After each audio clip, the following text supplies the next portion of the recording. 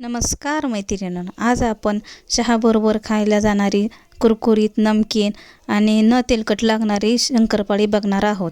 मी पूनम माझ्या चॅनलमध्ये तुमचं मनापासून स्वागत करत आहे. आज आपण नमकीन आणि कुरकुरीत लागणारी शंकरपाळी आज आपण पाहणार आहोत. त्याच्यासाठी लागणारे साहित्य आपण पाहून घेऊया. त्याच्यासाठी लागणार आहे 4 वाटी मैदा, परत मीठ, ओवा, कस्तुरी मेथी, काळे तीळ पण घेतले तरी चालतील, पण मी स्किप केलेत काळे तीळ. 1 वाटी तूप असं साहित्य घेतलेलं आहे. 4 वाटी मैदा घेतलेला आहे.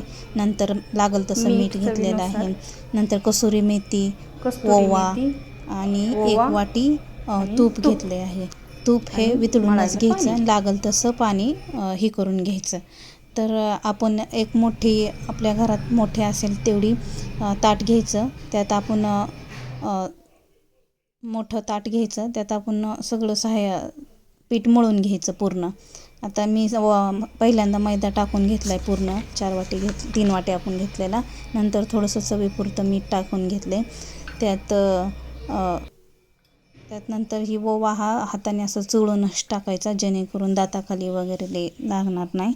त्याच्यामुळं चुळूनच टाकायचा ओवा. नंतर कसुरी मेथी जास्त चोळायची नाही, कारण नंतर काळपट पण दिसते शंकरपाळीला. त्याच्यामुळं जास्त चुळून नाही टाकायची. आणि नंतर आपण तुपाचं मोहन जे घेतलं होतं, तूप हे गरम करून घ्यायचं आणि ते तुपाचं मोहन टाकून घ्यायचं त्या शंकरपाळीत सगळं पूर्ण पिठाला ती मोहन चांगलं चुळून घ्यायचं, जेणेकरून एकसारखी शंकरपाळी ही खुसखुशीत होईल असं मोहन लावून घ्यायचं त्याला. आणि नंतर ते पाण्यानं थोडं पाणी टाकून पीठ मळून घ्यायचं. जसं आपल्याला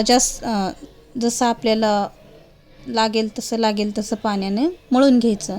एकसारखं मोहन लावून घ्यायचं तुपाचं त्या ह्याला. आणि असा पिठाचा गोळा मळून पिठाचा गोळा करून घ्यायचा. जास्त घट्ट पण नाही, जास्त पातळ पण नाही करायचा. मीडियम साईजचा गोळा करून घ्यायचा आणि 15 मिनटं त्याला थोडंसं तूप लावून घ्यायचं आणि 15 मिनटं झाकून ठेवायचा. मळून घ्यायचा आधी पूर्ण आणि त्याला तूप वगैरे लावून 15 मिनटं साईडला ठेवून द्यायचा. 15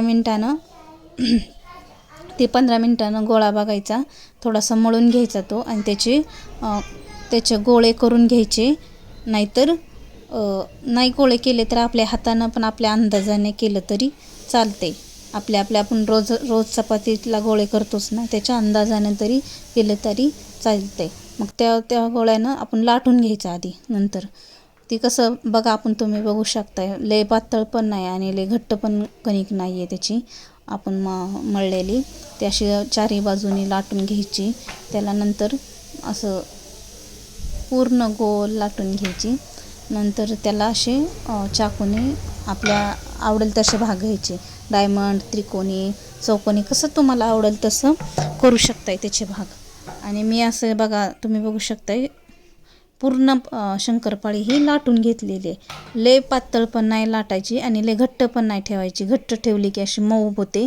आणि मी बघू शकताय, मी चाकून अशी चौकोनी करून घेतले. त्याचे जे आपण लाटली होती ना पोळी, त्याची करून घेतली चौकोनी. आता मी अशा उभ्या काप करणार आहे त्याच्या, आणि असे थोडंसं चौकोनी करून त्याच्या उभ्या काप करून घेणार आहे. बघा, तुम्ही बघू शकता त्याची साईज पण लहान पण नाही आणि मोठी पण नाही.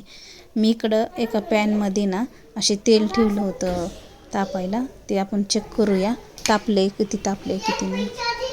तेल हे चांगलं तापले आपलं. ते शंकरपाळी टाकून घ्यायची.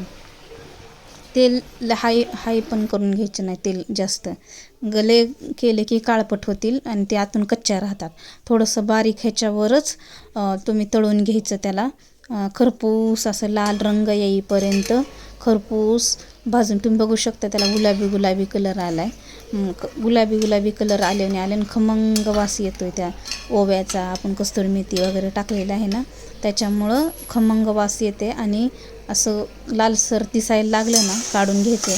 किंवा खाली काढल्यावर लगेचच कलर त्याला जास्त चढतो, त्याच्यामुळं काढून घ्यायचं. आणि बघा, तुम्ही काढून घेतल्यावर किती छान खुसखुशीत आणि मस्त शंकरपाळी झाली. ही रेसिपी आवडली तर मला कमेंट करून सांगा. कशी वाटली रेसिपी आणि लाईक करा.